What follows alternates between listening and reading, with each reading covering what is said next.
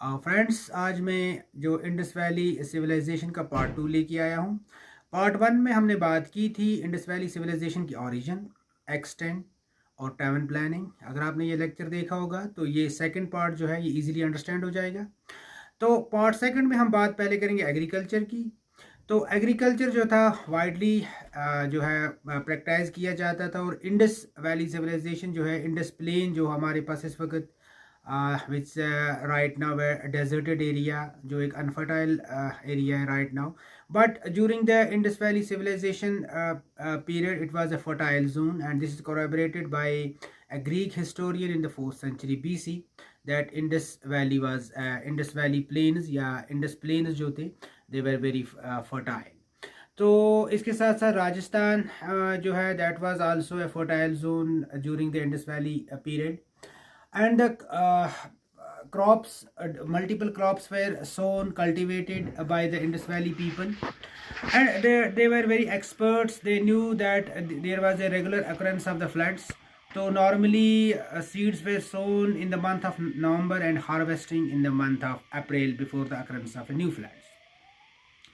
तो इसके साथ साथ जो इम्पोर्टेंट क्रॉप्स कल्टीवेट किए जाते थे, इंडस वैली सिविलाइजेशन के पीपल जो इम्पोर्टेंट क्रॉप्स कल्टीवेट करते थे, barley, wheat, sesamum, then mustard, dates.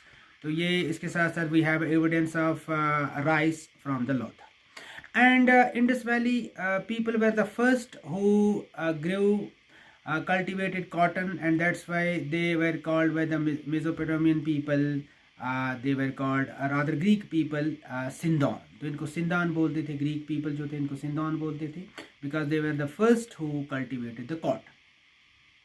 तो अगर हम बात करें टिलिंग के बारे में, तो we don't have evidences that any ploughshare या प्लो लाइक स्ट्रक्चर जो हमें कोई मिला है।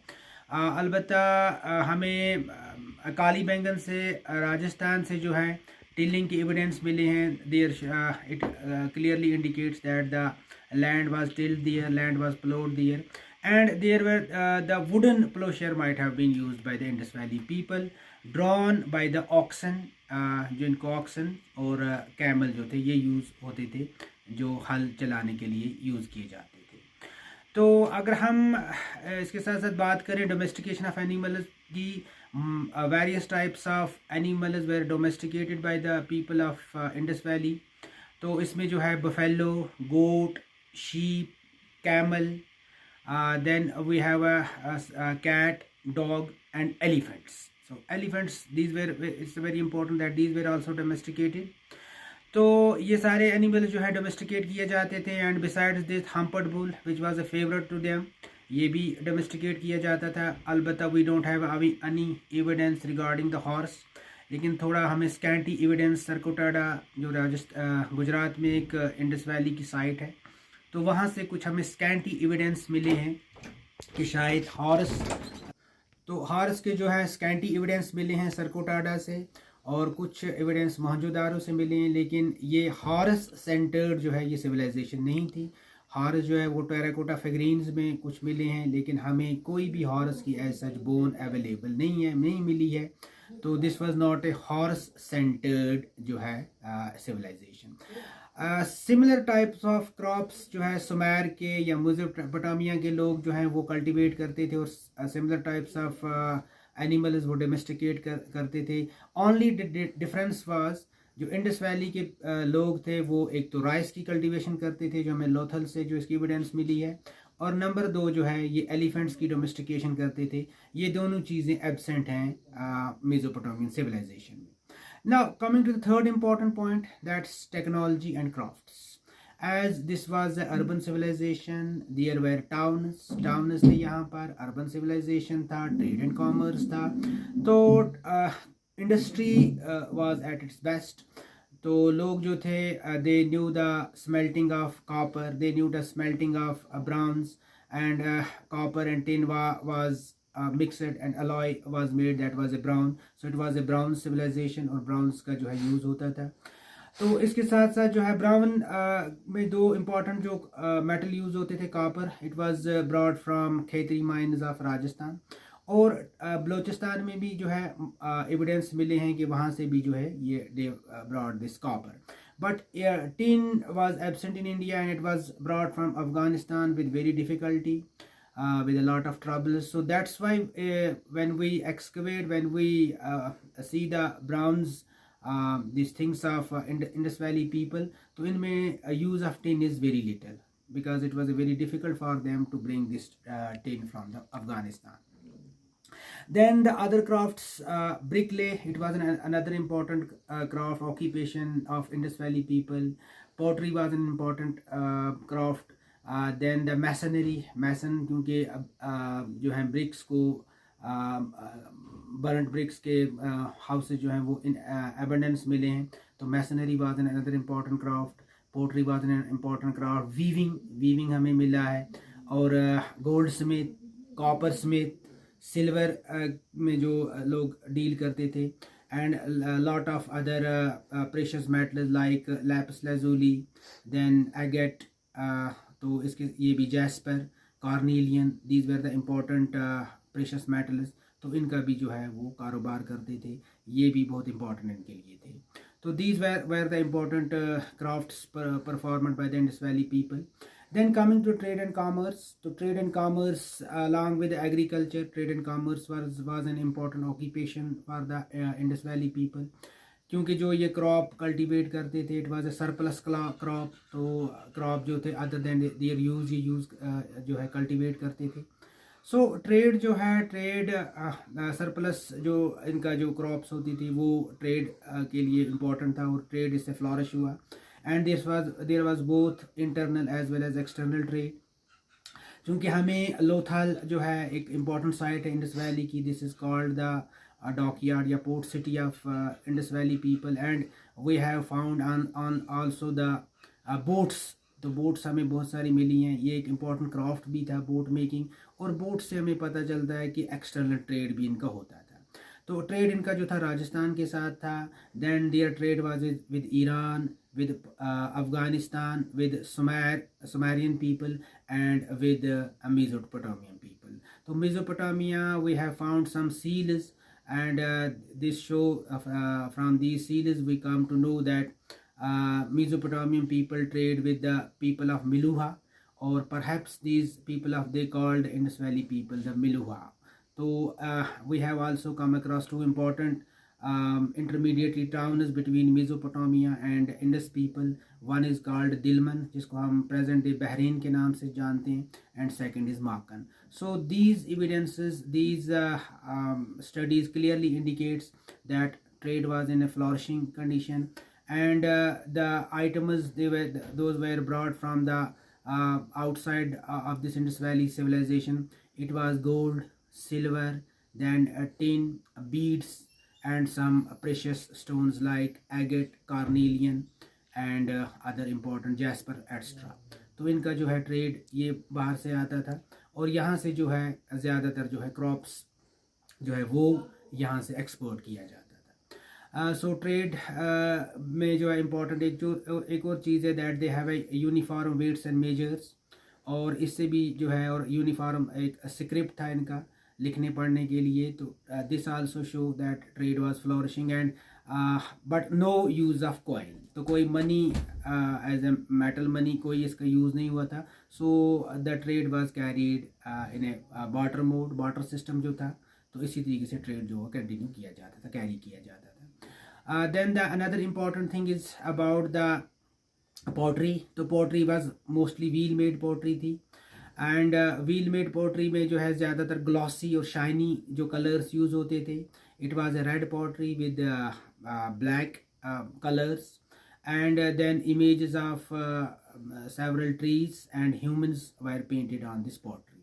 तो ये भी एक इम्पोर्टेंट इनका जो था फीचर था पोट्री का. Then if we see the script, तो स्क्रिप्ट जो है Indus valley people knew the art of writing like the people of this Egypt, Nile Valley civilization, and the people of Mesopotamia. But till date, we are not able to decipher, we are not able to study the writings of Indus Valley people. तो ये जो इनका script होता था, this was in pictures, but that's why we called it a pictographic. It is not in alphabetic mode. तो different types of picture जो बनाई जाती थी, जैसे फिश की पिक्चर बनाई जाती थी, triangle, square, so each picture had its own meaning, तो इसका एक कॉन्सेप्ट एंड आइडिया होता था। And till date we have find as many as 400 these pictures, तो अभी तक लेकिन हम एबल नहीं हुए हैं इसको स्टडी करने में। तो this is called the Bastrophiedum type of writing, where we write in alternate lines, यानी first line left to right और second line जो होती थी वो right to left लिखी जाती थी। तो this was important. Then if we say the talk about their weights and measurements, तो weights and measurement में important है 16 का जो multiple है, still रिसेंट टाइम्स अब हम 16 आना लेते थे, 1 रुपी उसको मानते थे, तो 16 के मल्टीपल जो है उसकी एविडेंस मिली है that people use the multiples of 16, 16, 64, 560 and onwards. तो ये यूज़ होता था। और वेट्स एंड मेजरमेंट्स जो थे इनके बड़े यूनिफॉर्म और स्टैंडर्ड टाइप के होते थे। then the another thing is their political organization. If we talk of their political organization, so यहाँ से हमें पता चलता है कि as such we don't have any conclusive evidence regarding their political organization, but the uniform towns, uniform weights and measurements, uniform pottery, uniform this structure of towns, so इससे पता चलता है कि कोई सेंट्रल अथॉरिटी थी जो इन पर रूल कर रही थी। तो जैसे हमें एविडेंस मिलती है कि Nile valley people and the Mesopotamian people were ruled by the priests, लेकिन यहाँ पर ऐसे हमें कोई एविडेंस नहीं मिलता है क्योंकि we don't have any solid proof of temple structure या इस किस्म का कोई रिलीजियस वर्शिप होती हो। So priests perhaps were not ruling over the Indus Valley people, but as trade and commerce was an important feature of Indus Valley people, so it is most likely that merchants might have been ruling over the Indus Valley people. तो अगर हम social organisation की बात करें तो social organisation में जो है there was a social divisions जो हमें वहाँ के रेजिडेंशियल हाउसेज में मिलता है, क्योंकि somewhere we found only a single room house, somewhere we find double room house, and there are large houses. So this clearly show that rich people lived in a multiple story houses, and ordinary people live in a common houses in a single room or double room houses. And again the division of city in the upper part and the lower part, where the upper part was occupied by the rich people and administrative officers. So it again show that there was a social division, but this was not on a caste base, but this was on occupation base. Then the religious organization, this is the most important, and we have a lot of evidences regarding their religion. The first thing is that we have found a number of terracotta these female figurines. So this show people were worshipping the female deities, तो female देवियों की, female goddesses की पूजा की जाती थी. And we have also found a person in a yogic posture on a Indus Valley seal, who is sitting in a yogic posture, and he has 2 horns on his head, and then he is surrounded by 4 gigantic animals, elephant, a rhinoceros, then a tiger and bull, and at its feet there are 2 deer. So it is believed that he is equated with Pashupati god. People worshipped Pashupati god, and all the animals surround which were those surrounded him. So these animals and deers also, these animals were worshipped. Then the humped bull was very sacred for them, and unicorn, one horned animal called rhinoceros, this was also worshipped. People tree was worshipped, and a mother goddess is also worshipped. We have one female figurine where it is shown that a tree is coming out from the womb of a lady. So this also show that people were worshipping the mother goddesses or gods of fertility. And then the sex organs of both male and female, these were worshipped, is called phallus worship. So sex organs are also worshipped. And people also use amulets, taweez use karte the to ward off the evils, to protect themselves from these ghosts. So this is also quite evident from the Indus Valley people that they believed in these amulets. So these are the some important religious practices of Indus Valley people. Then coming to the last important thing is decline. So this civilization finally declined after 1900 BC, or some said after 1700 BC. Because after 1900 BC के बाद हम देखते हैं कि जो towns ख़त्म हो गए, पोट्री जो यूनिफॉर्म पोट्री थी वो ख़त्म हो गई। इसी तरीके से जो रेजिडेंशियल हाउसेस थे बर्न ब्रिक्स के वो ख़त्म होने लगे, और इसके साथ साथ हम देखते हैं ट्रेड एंड कॉमर्स जो है वो ख़त्म हो गया। So this show that all these important features of Indus valley civilization they came to end. और इसके एंड से हमें पता चलता है कि जो इंडस वैली सिविलाइजेशन का मैच्योर फेज था तो वो ख़त्म हो गया। Although it continued it's post urban phase, जिसको पहले हम पोस्ट हड़प्पन बोलते थे, लेकिन अब इसको पोस्ट अर्बन या सब इंडस फेज बोलते हैं। It continued up to 1200 BC and it resembles with amalgamates with the Chalcolithic phase। लेकिन मैच्योर फेज हम यहाँ से फिर कहीं नहीं देखते हैं। फर्स्ट सिविलाइजेशन जो है ख़त्म हो जाती है, और इसकी जो पीछे बहुत सारे काजेज़ रहते हैं डिक्लाइन के। That's for example sir Mortimer Wheeler, जो बहुत ज़्यादा स्टडी जिसने की है इंडस वैली पर, he says that the main cause was the Aryan invasion. Aryans की इन्वेजन जो हुई है उसकी वजह से मैसेकर हुआ है, and some skeletons found in Mohenjo-daro. He says that this was the people were massacred by the Aryan people. So H.T. Lambrick say that course of change of river Indus, जो river Indus है उसने अपना course change कर दिया, उसने अपना रास्ता change कर दिया, और इंडस के आसपास जो है मेजर सिविलाइजेशंस या बहुत सारी जो साइट्स जो थी वो आबाद थी। तो इसकी वजह से जो है कोर्स जब इसका चेंज हो गया वो सारी साइट्स जो हैं वो ख़त्म हो गई। And again some scholars say because of these earthquakes की वजह से जो है बहुत सारी सिटी जो है वो तबाह हो गई। and some scholars are also of the opinion